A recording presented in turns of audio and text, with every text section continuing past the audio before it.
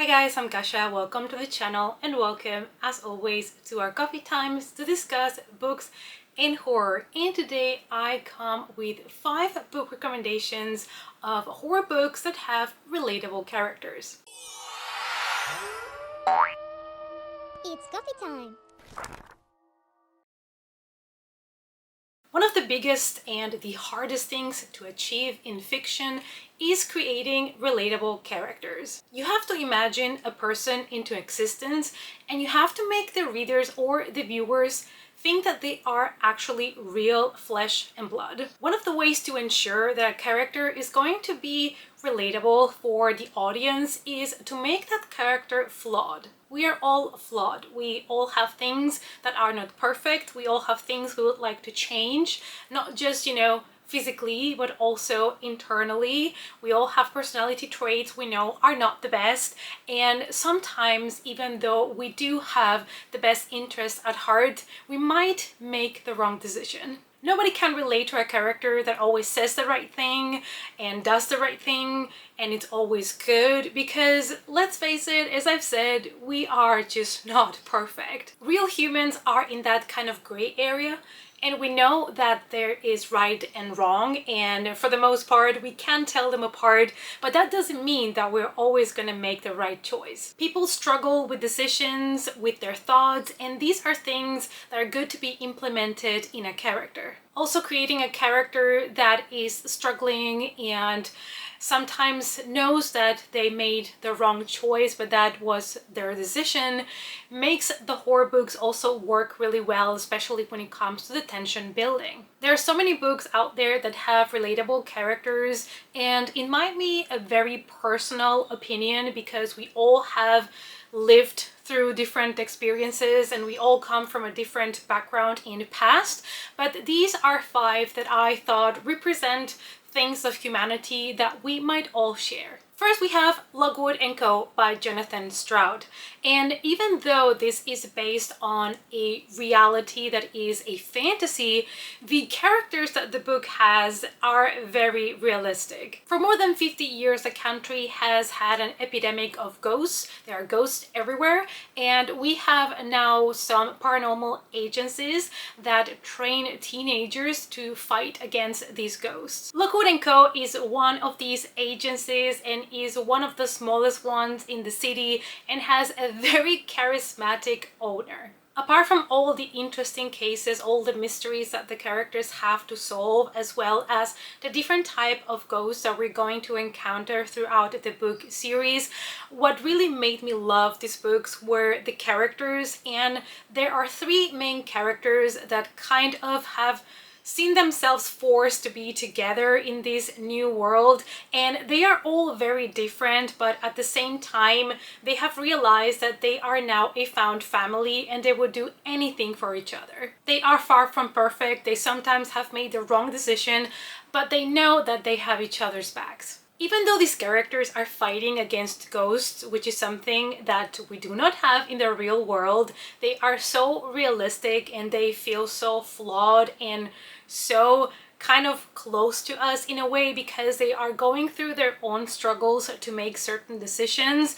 They are also coming to terms with some of their personality traits that they might know they're not the best, so they are also kind of working on themselves. From the beginning, Lucy is forced to make decisions that is not exactly what she wanted or what she expected from life, but in the end she comes to the realization that actually the decisions that she has made have led her to a better place. And we learn, as we know in life, that we might have in the past not made the best decisions. We might slightly regret certain things that we've said or done, but at the end of the day, those are the things that have shaped us into the humans that we are today, and the ones that have brought us to where we are. And we all struggle sometimes to make decisions, and even though in the past we might have said or done things that we were unsure if it was the right thing to do, at the end of the day, it is what has shaped us into who we are. Someone is Watching You by Tess James Mackey. And this is a book that is asking the question, how far would you go for a dare. Nia would do absolutely anything for the approval of her boyfriend and also one of her boyfriend's best friends, Olivia. Olivia dares Nia to explore an abandoned jail, an abandoned prison that is very creepy, and it's supposed to be haunted by the souls of those who perished there. And even though Nia is very scared, she feels like she has to go through this dare to prove her friends that she is good enough. But when Nia goes into this abandoned prison, her sister Kayla has followed her there, and they find themselves trapped inside of the prison trying to find a way out when Kayla, her little sister, disappears. Nia is a really relatable character. I feel like at some point in life we've all tried to do whatever it took to fit to a specific group of people. We've all tried to be or pretended to be something we're not in order to fit with certain people or group of friends, and sometimes we just want to be accepted and we forget that it is not we that have to change to be accepted. We just have to find the right people that just accepts us the way we are. But this time, this is going to be a wake-up call for Nia, because she's going to realize that there are things a lot more important than Olivia, a girl that she barely cares about, and that is her sister and her family, and she's putting her sister in danger for someone that she doesn't even care about. So this is going to put things into perspective for her, and sometimes it does take us to get to the point of hurting someone that we love, someone that is going to be our ride or die, that is going to be there for us, and we forget about them. And we realize that we hurt them, and we realize that when it's already a little bit too late. I found the story of Nia quite touching in that sense, and I love to see the character realizing what things are important in life and the things that she should prioritize instead of just trying to be accepted by people that she doesn't really care about. Sometimes the price you have to pay for acceptance is just too high. Near the Bone by Christina Henry, and I think this is one of the darkest ones in this list, so do check the trigger warnings before you get into this one. I think this is the one that it feels a lot more personal by Christina Henry, and one that really digs deeper into the human mind. Mattie cannot remember a life before the one she has now. She lives with her husband in a cabin in the middle of nowhere, isolated in the woods. She's isolated with William, her husband, and if there is something that she knows for sure, is that she should not upset him, because then there will be consequences. But now there is something in the woods that wasn't there before, something that comes out at night.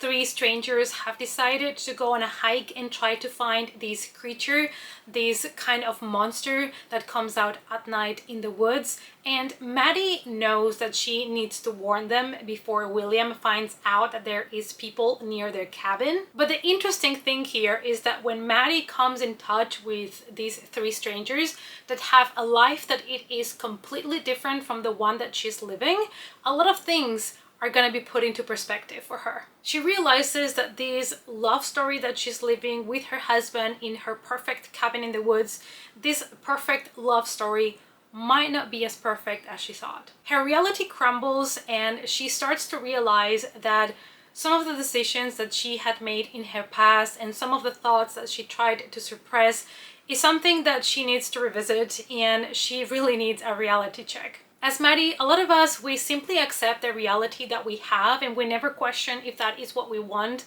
what we need, or what we deserve. The Cabin at the End of the World by Paul Tremblay. And this is a book that offers us different characters, and they are all so interesting and different.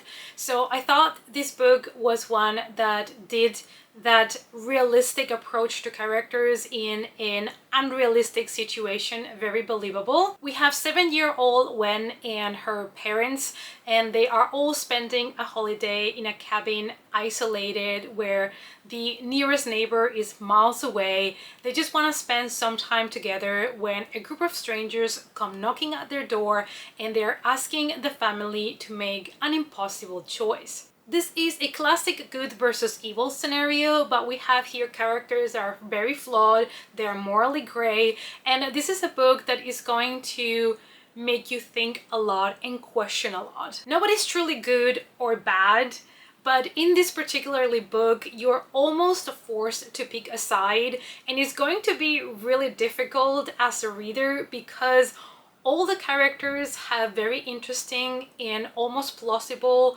kind of motivations for what they're saying and what they're doing. And it really makes you question what you would do if you would end up in a situation like this. As the novel progresses, we are confronted with questions about humanity, about religion, about paranoia, and also what we would do in order to try to survive. And last but not least, we have The Midnight Club by Christopher Pike, and this is also possibly the darkest and saddest one of the list. This book has been recently adapted by Mike Flanagan, and the TV show, sadly, even though it did hurt my feelings, was cancelled just after one season, but I would argue it is a very strong and good season, and it combines really well horror with grief. I would argue as well that the TV show has a lot more horror than the book, so I do urge you to check it out. But what is more human and more horrifying than death itself, and the idea and the reality that we all have to face, that we are on limited time.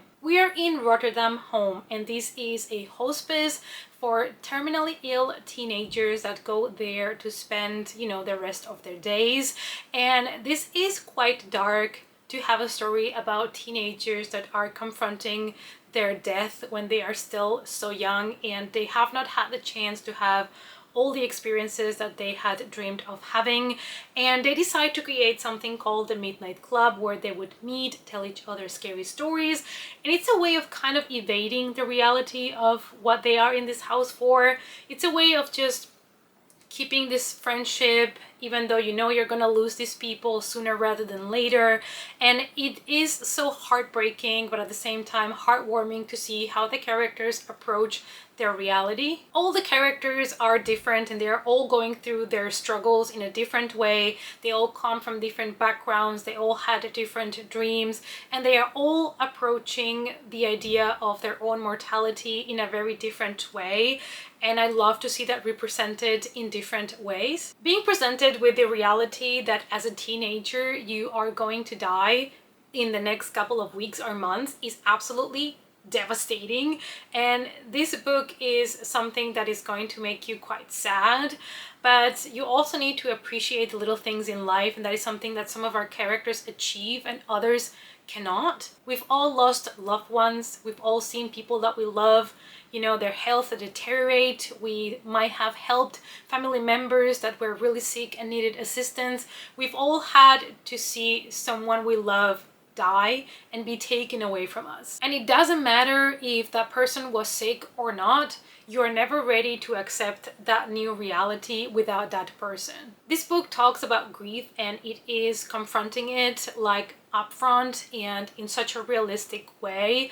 And it's really interesting to see the characters navigate their feelings, and it's definitely a great story. I would say this is definitely a very dark book, and there is little horror when it comes to the creepy moments. Is more the devastating, horrifying idea that we are all mortal and that these people have their days counted. So these were 5 horror books that I have picked where I think the characters feel realistic and relatable, even though some of them have fantasy in them or supernatural elements in them, but that doesn't mean that you cannot have a realistic, well-fleshed out character. I hope you enjoyed the recommendations. Let me know down below if you want to see part 2, because there's definitely a lot more books that I feel have relatable characters. Let me know down below as well if there is any horror book that you have read where you felt the characters, it doesn't matter if it's the main character or not, that were very relatable, believable.